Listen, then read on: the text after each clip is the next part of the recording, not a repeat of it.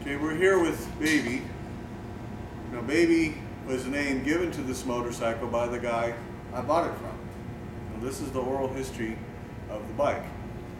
20-some years ago, I'm at Davenport, and all the boys from Louisville, Kentucky area are all pissed off. They were very verbal about it. They were upset because somebody that they knew, they wouldn't name names, had just bought an original paint red 46 out from underneath one of their buddies for $4 grand. And they were all pissed off about it. Now fast forward to 2011. I'm spending 2 weeks driving around the Ohio area looking for an original paint Knucklehead. Well, this is what I was able to find. I found it by having some paint heads on the back of my trailer, by being in front of the Louisville, Kentucky Harley Davidson dealership. The guy walks up and says, "Oh, you got paint heads?" And we struck up a conversation. I says, "Hey, who's got old Knuckleheads around here?"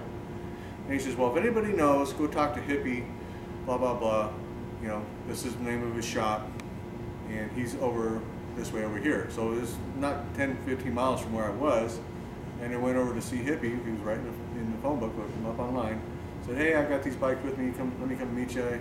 Yada yada. So we hung out, we talked, and he showed me his motorcycle shop. I showed him I had a 40 police bike with me, and a hill climber, and a 41 Knucklehead that was restored, and a couple of paint heads. So we're talking, and says, "Who's got original paint Knuckleheads?" Yada yada. And he named off a couple of names. By then, a couple of his buddies were over, and they says, "Hey, well, you know, they're writing a phone book. Why don't you give them the number?" And so I called one of the guys a couple weeks later, and he says, "Well, I don't know if it's original paint or not, but I've certainly got an old paint Knucklehead." And I said, "Well, I'd be interested in it. Send me some photos." So he sent me some photos, and I'm back at Hebron, and I just flipped the Indian hill climber and hurt myself. And I showed Hollywood and Sam and a couple other boys, and I said, "Man, fucking go get it. That looks good to us, you know." So I went over and said, "Yeah, okay, I'll take the bike. You know, I'll see you next week." So I went and paid him the money, and he had just fired it up for me, and promptly the front cylinder cracked. And we loaded the bike, and we're inside counting money and exchanged the title. And he says, "You know, I bought this bike from the original owner about 20 years ago, and the owner told me he got it that way. That's the way he got it. And it never tracked straight, so I changed it out with my 48 front end. So, but that's the way I got it, and as far as I know, I got it from the original owner. You know, I still can't tell you if it's original paint or not." Now, fast forward to today in the invoices, and with the oral history and what I see in the invoices, this bike meters out almost everywhere at 6 to 6.5, which is just a little bit on the too thick side of Harley paint. But at one time, it had been smashed here up into a fork and carefully dinged out inside and let it over it inside. And the front fender has repair right here, as far as like right in this area, like it had been slightly smashed and carefully dinged out. So somebody really treasured this paint job and carefully saved it and blended it in a long time ago. And at that point in time, the front fork was changed. Now this fork here is the original paint fork, although it did not come with the bike. But the point I'm making is this bike itself, except for that fork change, came as a complete chassis.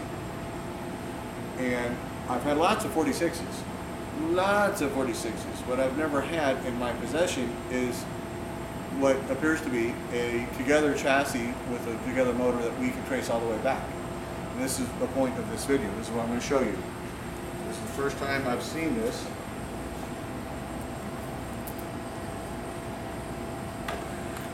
And I called up a buddy of mine, Paul, same Paul I got all the invoices from. Let me see this here. Borrow the camera. All right. I've got it. And he's never heard of this either. His 46 is a flathead, which doesn't really count.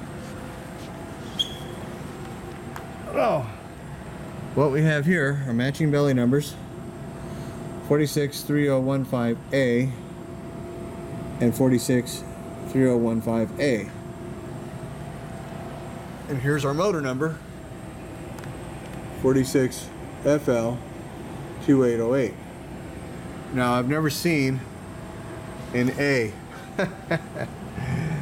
on belly numbers. And what we've just shown you guys on the invoices, I'm gonna give this back to Ophi here. Got it? Okay, what I've just shown you guys on the invoices very clearly is that the late 46s, as we think of with the bullneck frame, were predominantly, maybe exclusively, a 47 production bike.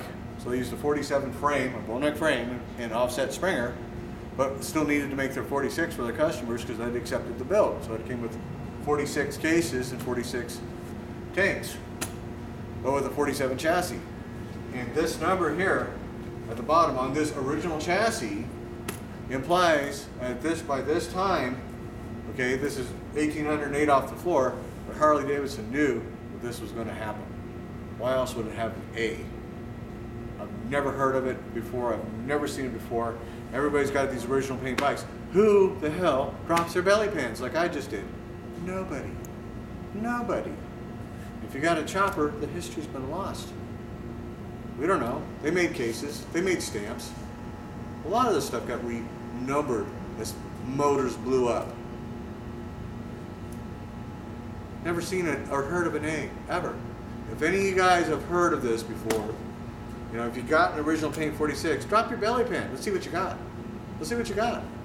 I don't have enough early 46s or late 46s or 46 anythings. This is the only one I got.